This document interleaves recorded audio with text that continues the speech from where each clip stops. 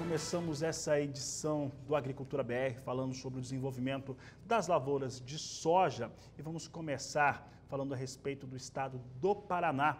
Paraná, que tradicionalmente é o segundo maior produtor da oleaginosa no país, tem tido, de acordo com os levantamentos, um bom desempenho de lavoura, mas para falar a respeito do que está acontecendo por lá, como é que o produtor, o sojicultor tem atuado, nós vamos agora conversar ao vivo pela internet com o Eduardo Costa Cassiano, ele que é presidente da ProSoja do estado do Paraná.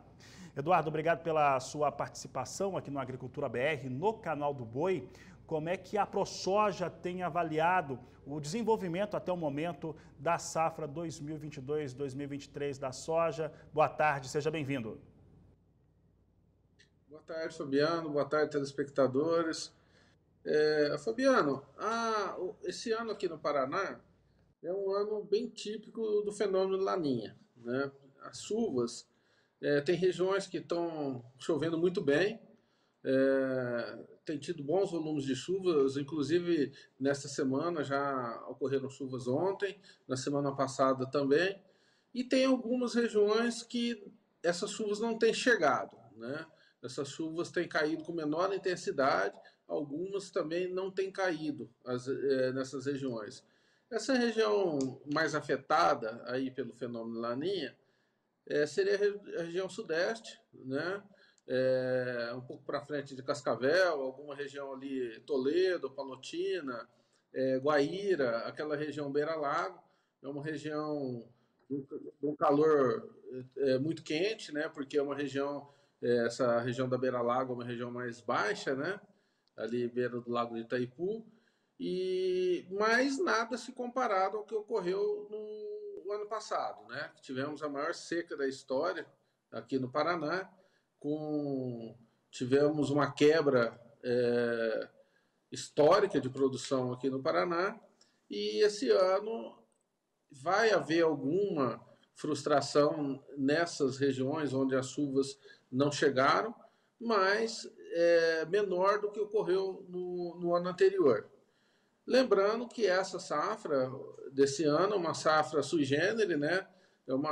É a safra mais cara já plantada na história, né? Por conta desse problema de guerra da Ucrânia, então fretes marítimos muito caros, seguros, então o medo que teve de escassez de adubo, então os adubos subiram demais, adubos, fertilizantes, alguns insumos para fabricação dos químicos também subiram muito, que vêm importados, né?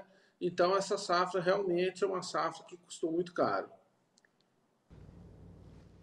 Eduardo, e aí nós tivemos esse cenário, né, de algumas regiões do estado do Paraná ter uma quantidade, uma precipitação menor de chuvas e mais recentemente também pouca visibilidade, um tempo mais nebuloso, que estava atrapalhando também um pouco o desempenho das lavouras. Como é que está o cenário no momento em relação ao desenvolvimento das áreas de produção? Então, a soja se desenvolveu muito bem, vegetou demais por causa desses períodos nublados, né? Onde teve falta de nebulosidade. Nessas áreas que teve essa quantidade de chuva maior, então ela acabou vegetando muito. O pessoal está entrando, fazendo agora os manejos, né? A gente, na segunda, terceira aplicação de fungicida já, então tendo muito cuidado nessa questão, porque como a soja ficou muito alta, né, vegetou demais, é difícil chegar no bacheiro, né, nas partes mais inferiores da planta, para fazer o controle da ferrugem. E como está tendo essa umidade, é satisfatório também para o aparecimento da ferrugem. E agora nós estamos já nesse período de enchimento de grãos, né? Estão aparecendo outras pragas, como percevejo, né? Alguma coisa que também estão um controle um pouco mais difícil por causa desse fechamento e dessa altura da soja esse ano, mas no geral tá bom, o desenvolvimento da safra está indo bem, né?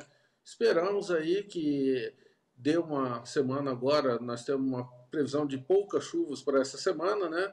Para o pessoal poder entrar e fazer esse controle, tanto dos insetos quanto da ferrugem asiática, né? Eduardo, quanto à comercialização dessa soja, do que está sendo trabalhado nos campos, como que o produtor paranaense tem se comportado no momento? Então, a comercialização, até o momento, ela está muito atrasada, né, aqui no Paraná. Mas o que acontece? A gente tem que olhar isso lembrando do que ocorreu o ano passado. Então, o ano passado, muitos produtores não conseguiram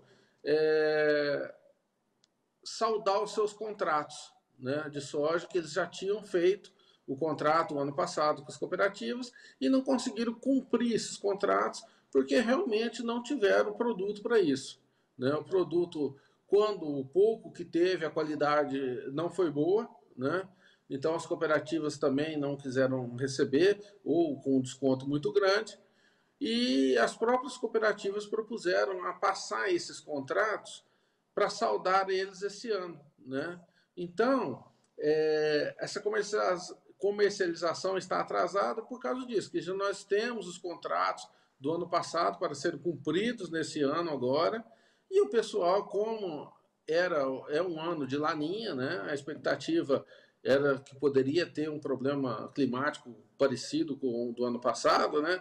Então o pessoal optou por não fazer essa comercialização antecipadamente, porque já tinha os compromissos a serem saldados esse ano e ficaram com medo de comprometer mais uma parte e ocorrer alguma coisa parecida com o que ocorreu o ano passado. Graças a Deus, os problemas aconteceram em algumas regiões, mas foram menores, né? Então, a comercialização realmente aqui no Paraná da safra nova está aquém da média histórica, mas nós temos que lembrar que nós temos aquela comercialização, aqueles contratos do ano passado que vão ser cumpridos este ano. Tá certo, Eduardo. Eduardo, como que o produtor, o sojicultor paranaense, ele, do ponto de vista financeiro, do ponto de vista econômico, em relação aos investimentos que ele teve um custo de produção mais alto, como que ele está, desse ponto de vista financeiro, nesta safra 2022-2023? Então, que nem eu disse, é um ano difícil, né? O ano passado, com essa quebra que teve na produção, muitos produtores tiveram que negociar esses contratos, prorrogar para ser pagos esse ano, e algumas áreas de arrendamento também, alguns conseguiram saldar esses arrendamentos, outros não, né? E daí veio esse custo de produção nunca visto, né? Elevadíssimo, também assustou o pessoal que já vinha descapitalizado, porque vinha de uma safra que não é que foi uma safra ruim, foi uma safra de prejuízos mesmos, né? Não conseguiu pagar nem o custo de produção, né? Então o agricultor teve que tirar um pouco de dinheiro do bolso ou renegociar essas dívidas, né? Nós tivemos uma sorte que a geada o ano passado veio tarde, então conseguimos salvar o milho, que também tinha sido plantado tarde. Então, a única renda que o produtor teve no ano passado foi do milho, que teve que saldar algumas dessas contas que tinham ficado da soja, né? Alguns pagamentos de arrendamentos e outras coisas. Então, o pessoal está bem reticente nessa questão de investimentos, né?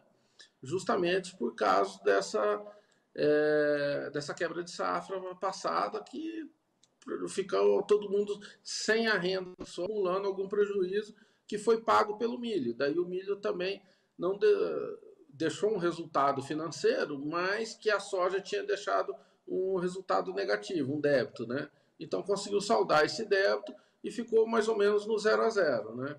Então o pessoal pôs o pé no freio a questão de investimentos, esperando essa próxima safra e vendo o que iria acontecer. Tá certo, Eduardo. Eduardo, para encerrar a entrevista, eu vou fazer uma pergunta agora sobre o milho, que sucede automaticamente as lavouras de soja no estado do Paraná. Nós temos uma configuração nova no Brasil, tá? teve uma ótima safra, a última campanha, principalmente a segunda safra. Esse ano também tem uma expectativa muito boa. E o consumo interno e também as exportações em alta, né? O consumo interno, a utilização de milho aqui no Brasil.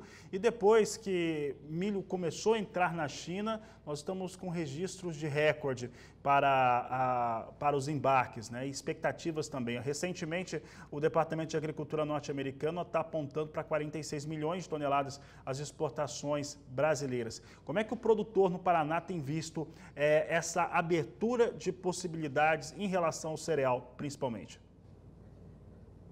Então, realmente a China tende a aumentar, né, com essa questão do final do lockdown lá deles, né? E hoje mesmo as bolsas asiáticas abriram com uma notícia lá que não há mais espaço para quebra de produção de milho. Então, a oferta e demanda está bem apertada para o próximo ano, né, em relação ao milho. A gente espera ter uma boa safra de milho, como foi a do ano passado. A gente tem uma expectativa, aí, segundo as previsões, do Laninha estar se enfraquecendo já agora nesse início de ano, né?